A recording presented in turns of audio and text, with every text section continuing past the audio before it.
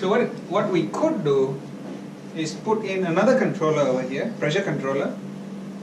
So remember, if I don't have this, it's the same loop, right? Temperature to flow, flow to fuel gas, right? Now I put in another loop, a pressure controller going to a block that goes to the valve. So what does this do? It shift.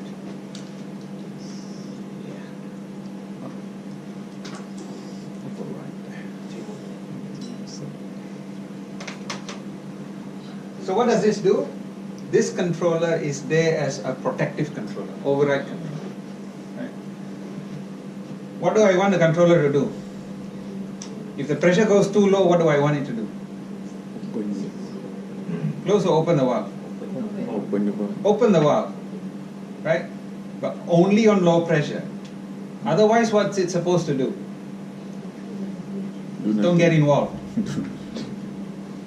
Right? Basically, you told him, keep quiet, shut up, don't do anything until something goes wrong. Very important concept. This controller has no part in control.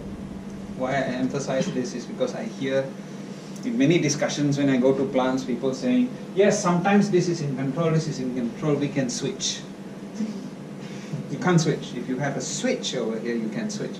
If it is a selector, you don't switch. You define one control. One of the controls must be defined as a normal control. One of the controls is defined as the override control. Right? Whoever designed the system would have designed it like that, not the option of flipping. If you wanted the option of flipping, this would not be an automatic selector, this would be a switch, a HS switch. This is not a HS switch, this is a selector. It's either a high signal selector or low signal selector. The minute you put in a high signal selector or low signal selector, you have defined one as normal control, one as override control. Okay, so in this particular case, FC over here is normal control, PC is override control. And his job, 95% of the time, is to do nothing. His job is do nothing but watch. Okay? Because a normal controller will just throttle the fuel gas. In the event that for some reason the temperature over here goes too high, and you start cutting the fuel gas, cut, eventually what will happen to the pressure here? It will go very low, right? When it goes very low, then this pressure controller suddenly becomes alive. So you will have a very low set point. Normal pressure is here, right? Then let's say temperature over here goes too high, so he will cut back, and flow control will start to cut the valve. As the flow controller starts to cut the valve, the pressure over here starts to drop. So if this burner is running at about, say, 1 bar, then the trip pressure is usually about 0.05. Or turn down of 20, sometimes turn down of 10, but let's say turn down of 10. So if operating at 1 bar, turn down 10, that means you are tripping at about 0.1 bar. So you trip it. So the set point will be maybe 0.115, 0.1 or 0.15. Right? So the pressure drops 0.15, then the controller becomes alive and he starts increasing his output. He starts increasing the output over here while this fellow is starting to decrease, right? So I use over here a high signal selector, whichever is higher. So the minute a PC takes over, he starts increasing the output and he keeps the valve open. Is that sequence okay for you? Okay? So situation is, let's say flow controller keeps on decreasing the fuel gas, keeps on decreasing the fuel gas. He decreases to the point that the pressure then hits the low set point, and the set point, the pressure controller then opens the valve. Okay? That is how override controllers work. Okay. Yes? While the PC is doing nothing, Yes. does it track the output? Yes, that's 3 slides from now. Okay? So, what is the function of the pressure controller over here? What's the function of pressure controller? Control pressure. Prevent. What's the function of pressure controller? This one guy says control pressure. How did you get that mark? I'm joking. Okay. What is the function of the pressure controller here? To prevent low pressure. Right? So the point of the pressure controller over here is actually not to control pressure. It is to prevent low pressure. In the event of low pressure, it will take over control. It will be the pressure controller. Right? So you are right, but 5% of the time. Most of the time, its job is to prevent low pressure. So he has otherwise no job. Right? Pressure is always very high, so he doesn't care. But if the pressure goes too low, then he takes over control. And when he takes over control, he is in control. He becomes the pressure controller. Okay? What is the control action of the PC? Is it direct acting or reverse acting? If the pressure goes too low, what do you want the controller to do? Direct. Increase. If the pressure goes too low, I want the output to increase. So it's actually a reverse acting controller as well. Pressure goes too low, I want the output to increase. Okay? So it's a reverse acting controller. What type of selector is X1? It's a high signal selector. Now how do you decide whether it's a high signal selector or low signal selector? There's always a method. There's a method, an easy way to remember. The safe action defines the selector type. Okay? So the safe action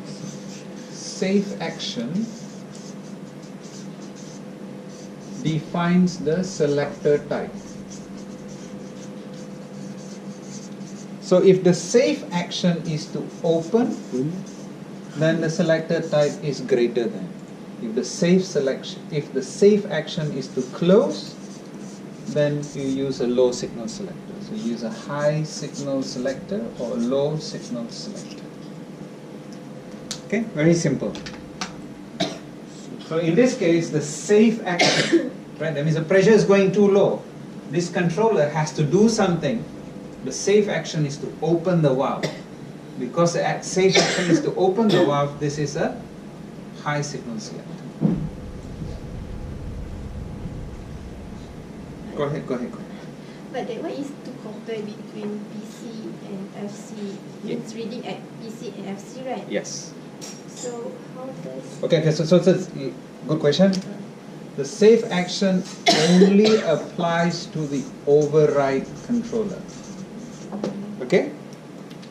So although there are two controllers over here, remember I told you one of them is normal, the other one is override. The safe action only applies to the override control. Because a normal controller doesn't have a safe action. His job is just to control. Right. The other controller's action is to provide some level of safety to that process. So in this case, once you define this as the safe controller or the override controller, how does he keep the process from tripping? Right? So the safe action, first you define what is the unsafe action. The unsafe scenario is that the pressure goes too low. This controller then kicks in. What is a safe action? The safe action is to open the valve at that point. As long as the action is to open the valve, then you use a high signal. If the safe action for the override controller is to close something, then you use a low signal.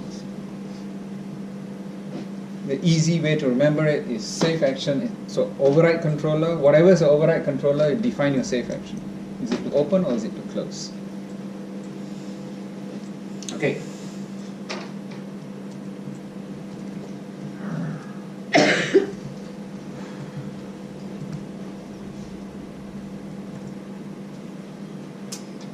So, in designing selective override loops, few things have to be clear. Define clearly what is a normal control and what is an override control. Always be very clear.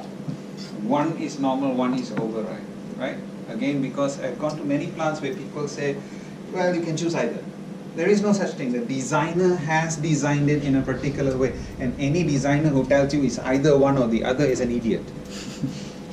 I will classify him an idiot way before he comes into Petronas to deliver anything, okay?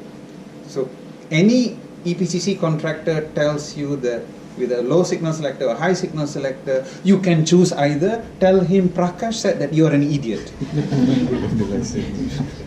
Okay? Very simple. So you must define one is normal, one is override. Always. No option. One is normal, one is override. So define which one is normal, which one is override. Then determine the control action of the override controller. What is your override controller? Under unsafe situation, what do you want the controller to do? Open or close? If the pressure goes down, you want to open it, reverse action. If it's a temperature control and temperature high and you want to open something else, it's direct, right? And then from here, it automatically cascades to this. So this and this is very related because the direction over here impacts this, right? If the direction is to open, then it's a high signal. Direction is to close, it's a low signal.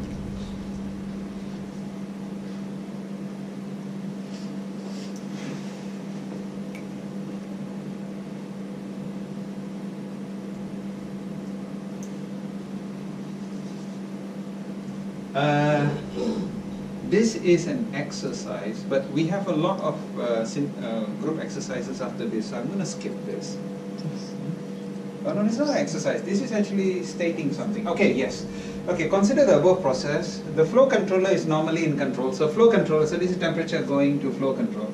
Flow control is normally in control. Pressure in the fuel gas line is 1 bar. So here the pressure is 1 bar. Set point of the PC is 0.1 bar, below which it will increase the flow through the valve. So if the pressure over here drops below 0.1 bar, it will then open the valve. Knowing that the flow controller is in auto and the pressure is healthy, what is the impact on the pressure controller? What's the impact on the pressure controller?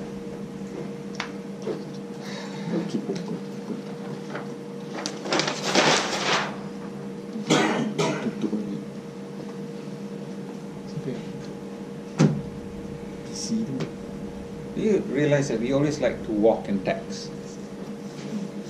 Right? There's a habit of people in Petronas. Do you do it? Say no and you lie. Right? In the ExxonMobil building in KLCC, the ExxonMobil building, you guys know the ExxonMobil building? So just across the park from KLCC, you have the ExxonMobil building. So ExxonMobil building is now housing PET ICT. Right? So PET ICT is sitting on a couple of floors. So you, as you walk into the lobby, you have the Exxon side and you have the PET ICT side. And in ExxonMobil, they say one thing, and this was talked about yesterday by very senior people. They said that in ExxonMobil is very clear. If you see anybody walking and texting, it's a Petronas guy. That's very irritating, isn't it? How dare. Yeah, exactly, right? How dare them. But it's true, right? So nowadays, every week, you will see people at the Tower 1, just as you come down the escalator, at Tower 1 at the lobby area, you will see usually some GM or somebody waiting there. And they will tell you, please hold the railing, please don't text, please don't do this. So once every fortnight there will be at least one GM or up to one vice president standing there to tell you to stop. And guess what? Who was, I think about 2 weeks ago, who was the person who got caught? You. DMAT, Datuk Muhammad Anwar Taib, Executive Vice President. And he's eggshell, by the way. So. Okay. But we shouldn't do that, right? So I mean, Demat stopped as well. So he's really pushing for this as well. Right? But we all get into a habit. Right? I mean, in his case, it was somebody called him on the elevator down. So he wasn't texting. He pulled his phone out to look at it. But we have another rule that is when you're on an escalator, what should you be doing? Holding, right? And he wasn't holding, which is actually less than. So he wasn't texting, but he wasn't holding. But so let's try and not text while we walk, or else people from Exxon makes those kinds of things. It's like the ISCON conference that we had, UTP, World Engineering Science Technology Conference. And my first slide, you know what's my first slide? Because ISCON, it's an international audience, so I present what is Petronas. And I have at the bottom there, 4 times world champion, F1. Second or third is Shell.